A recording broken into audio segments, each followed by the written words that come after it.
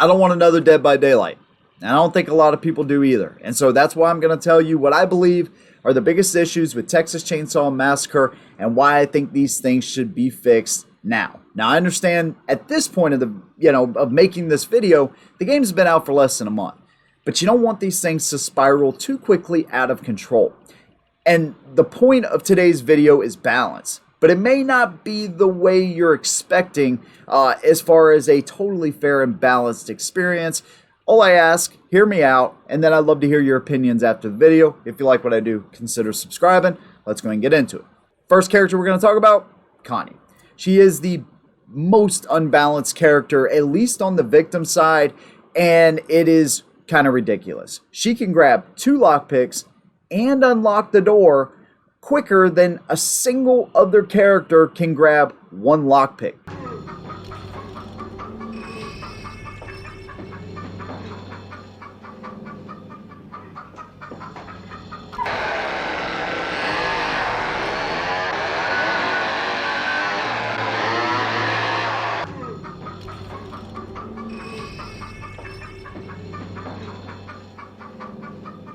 And she can do all this while making no noise until she actually opens the door.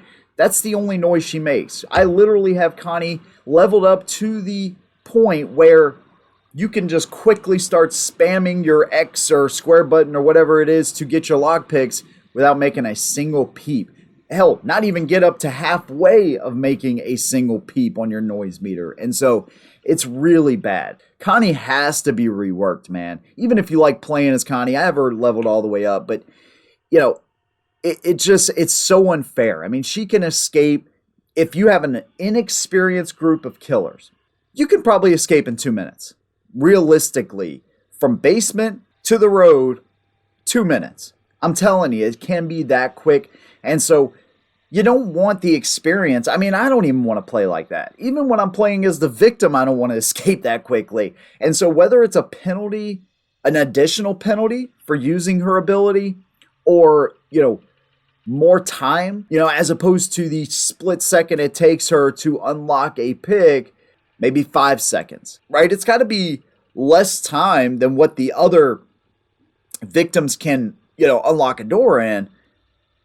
But it can't be so quick that nobody even has time to get a single lockpick, and in that same amount of time, Connie's already gone up and out of the basement.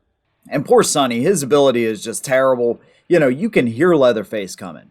If one of the killers goes through the bone shards or slams a door, you see all of that highlighted in red anyways. And so why not make it to where Sonny can actually use his ability to pinpoint all of the killers with a yellow highlight, like similar to that perk that you can use for 5 seconds, but it would make it longer, or just change his ability altogether. Sonny, there's really no good reason to play as Sonny right now. But let me go ahead and just say this about the victims, right? This is the part of the video where you may not agree at all, but the victims should be at a clear disadvantage in the game.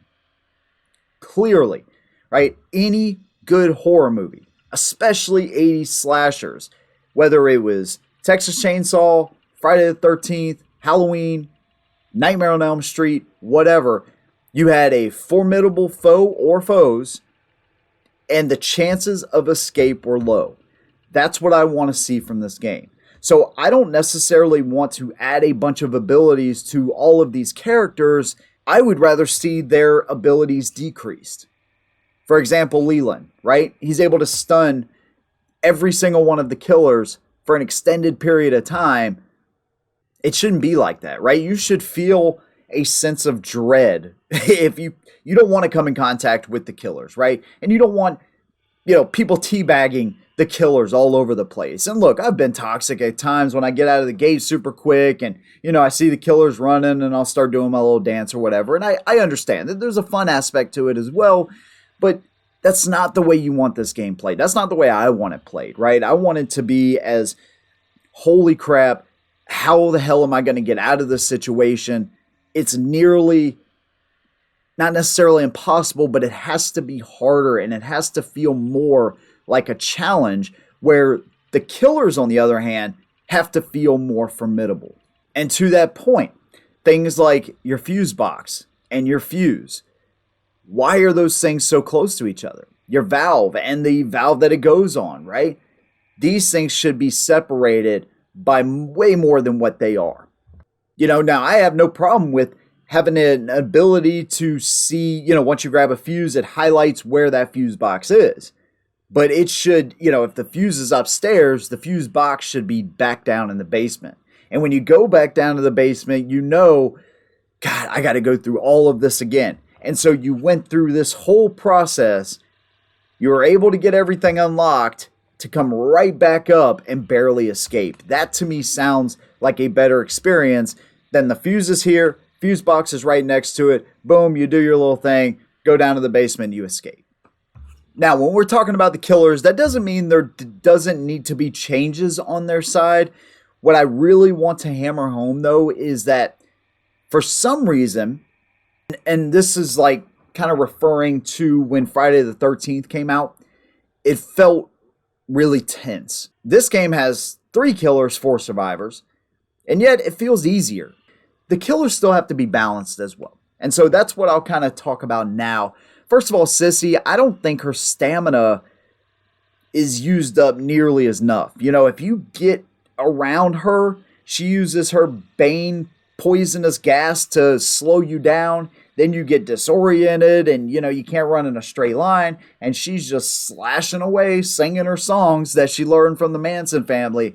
It can be very annoying. So they have to increase the amount of stamina it takes every time she does a swing. I mean, look at somebody like Leatherface. Granted, he can be a 1 or 2 shot kill towards the victims, but when you take a swing with him, dude, you better mean it, right? Or even Cook, his endurance is not really that good. And so I think Cook's endurance could actually go up a little bit, and even Hitchhiker a little bit, because their stamina gets used, relatively quickly. And honestly, it feels like some of the killers don't do enough damage, mentioning Cook and Hitchhiker. I think their damage could be increased a little bit. I just think Sissy's just a little bit too OP. And I do like their abilities. I'll be honest with you, man. I think, Cook has a really good ability. Leatherface obviously has a good ability. It's kind of hard to sometimes find a lobby where anybody wants to play as Leatherface because he's so kind of clunky in the game. He's probably, honestly, I mean, the game wouldn't be the same without him, but I think something's got to give there with him where people want to play as Leatherface like they wanted to play with Jason. Even though he's got the best endurance and savagery in the game as far as the killers, maybe because he's not as maneuverable in some situations where you have, Hitchhiker or Sissy that can go through cracks in the walls and, actually chase the victim. Whereas Leatherface, you kind of have to work around these things, right? And it takes a little bit too long to actually break down barriers. By the time you've broken down a barrier, that victim is already, I don't know, 30 or 50 feet in the opposite direction. Kind of like with Johnny, right? He can track footprints. And when you get that little notification, Johnny has found your footprints, man, if you don't have a well nearby or you're not communicating with your team or something, this is going to be really tough. That's the kind of experience that I think we all should really want in this game, where when you come across any one of these killers, man, this is about to be bad. And the chances of me escaping again are going to be slim to none unless I really use my head and some slick maneuvers to get out of this situation.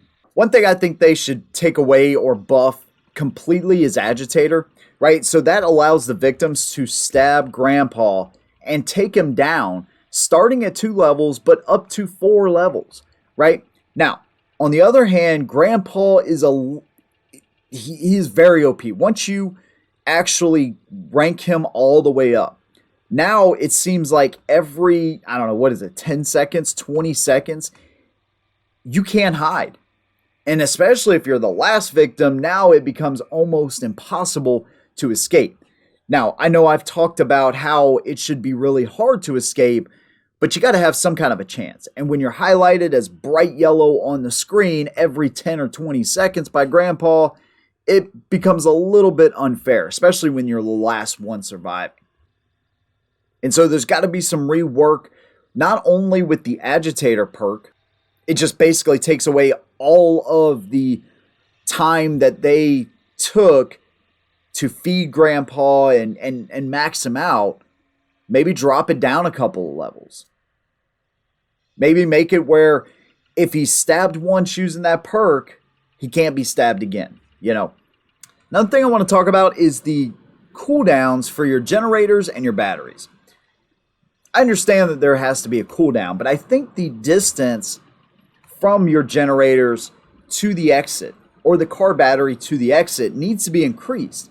So this kind of gives a sense of again, dread, like in front of the family house, right? The generator to the road exit is a pretty significant difference. And so if you have, let's say, a 5-second cooldown, 10-second cooldown, if you are working in conjunction with your teammate, right? Your teammate just, turned off the generator at the shed on the side of the house there. You're in the bushes, out in the field, right next to the road. You're able to escape.